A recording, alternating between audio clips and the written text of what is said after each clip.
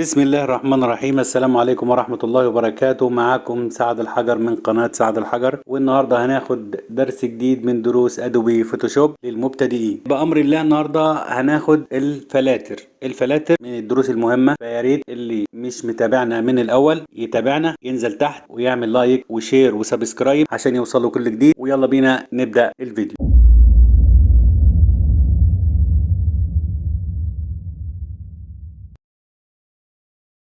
وهنبدأ قائمة فلتر بنستخدمها كتير، زي ما احنا شايفين كده في أدوات كتير وفي أسماء كتير: فلتر جاليري، ادابتيف، كاميرا رو، لينس كوريكشن، لوكوفي، فانيشنج بوينت، وكل الحاجات ديت. تمام، هناخد النهارده فانيشنج بوينت، بيبقى بالشكل ده، دي الواجهة بتاعة الفلتر. طبعا احنا لو عندنا ستاند زي ده وعايزين نحط فيه صورة في الحيز ده داخل الصورة دي، مثلا نختار الصورة دي ونحطها هنا، نصغر شوية، نحاول نظبطها مع الشيفت والالت والحاجات ديت والكنترول، ونظبطها في الاركان بتاعتها بالشكل ده. مع كنترول ناخد الزوايا بتاعتها ونسحب انتر، بتبان لنا بالشكل ده. ونعدل بقى لو في حاجة كده او كده بنظبطها، بس في طريقة افضل من كده. كده احنا خلاص تمام، الصورة تمام، بس في حاجات ممكن تجهز معاك بكل سهولة. هروح على الفلتر فانيشنج بوينت، اللي هو الت كنترول في من لوحة المفاتيح، ونحدد كنترول ونضغط هنا كده، تعمل سيلكشن، ونعمل كنترول سي، يعني ناخد كوبي من الصورة الأول قبل ما نخش على الفلتر، ونلغي الصورة دي خلاص، ونعمل لاير جديد ونروح على الفلتر.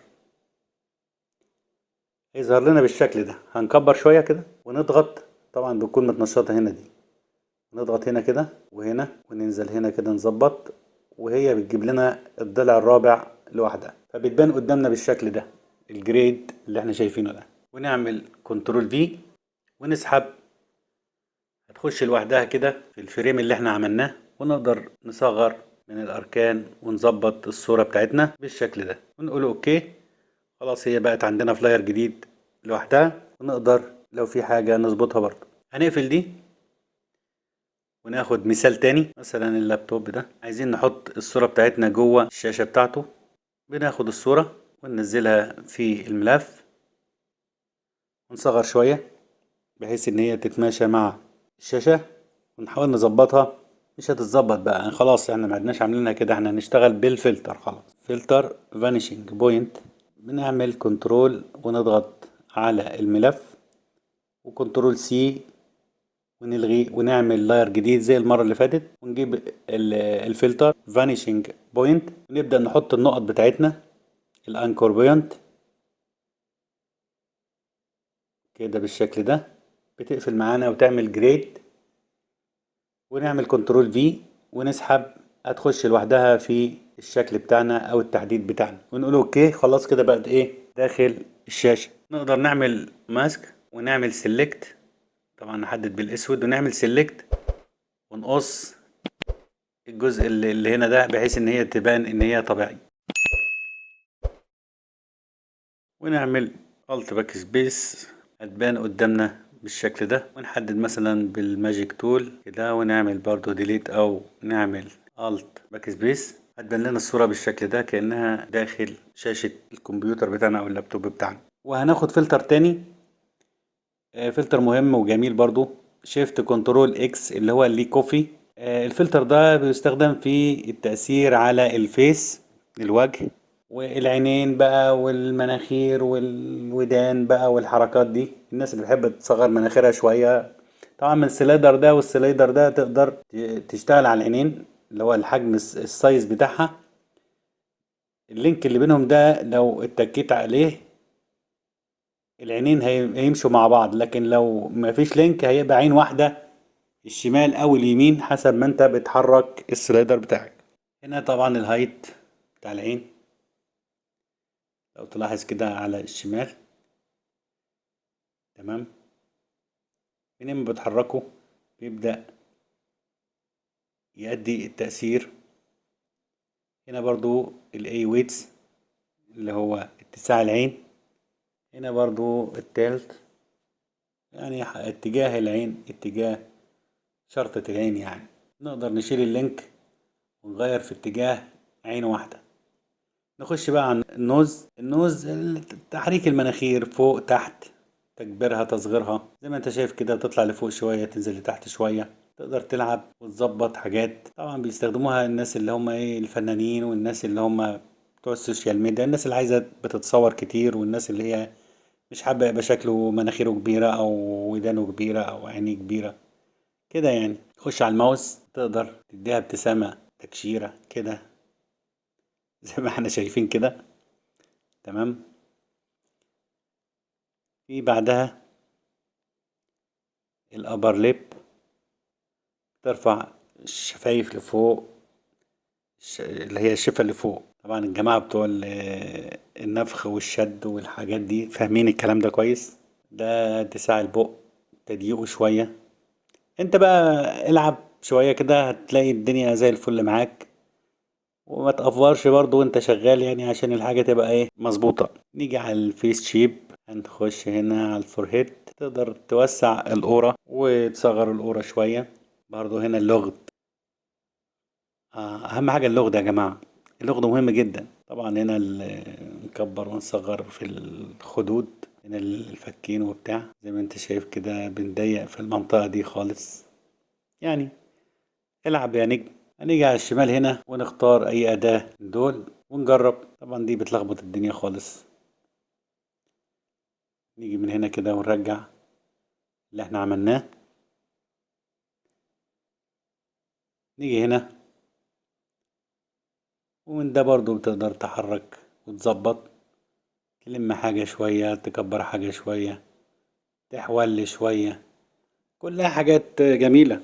مش جميلة قوي يعني، المنظر كده مش لطيف. نعمل كنترول زد ونرجع نعمل تراجع. نختار الأداة اللي بعدها الدوامة دي. تعمل دوامة كده في المكان كده زي ما انت شايف كده. لو اخترنا ده بتقدر تغير في الفيس، بدل ما تروح للإعدادات اللي على اليمين بتقدر تغير في الفيس من خلال الأداة ديت زي ما انت شايفها كده. دي الودان، دي المناخير، ترفعها كده تنزلها كده. البق برضو تكبر تصغر، تضحك تعيط.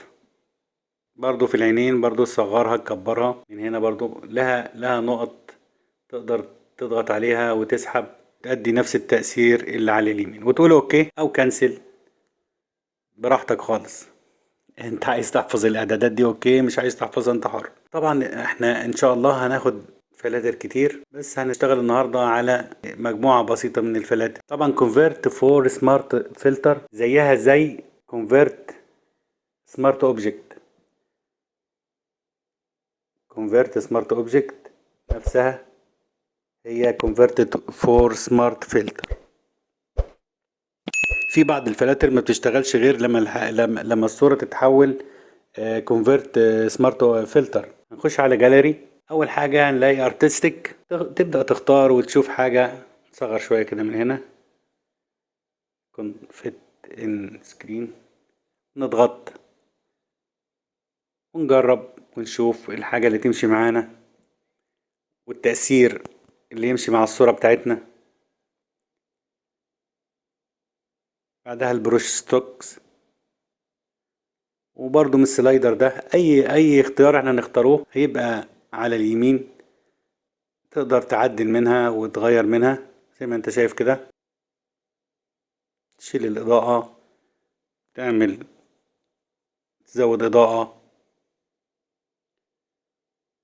تقدر براحتك تغير مثلا يعني التأثير ده، مثلا تأثير الإزاز، تبقى واقف ورا الإزاز ولا حاجة بالشكل ده مثلا.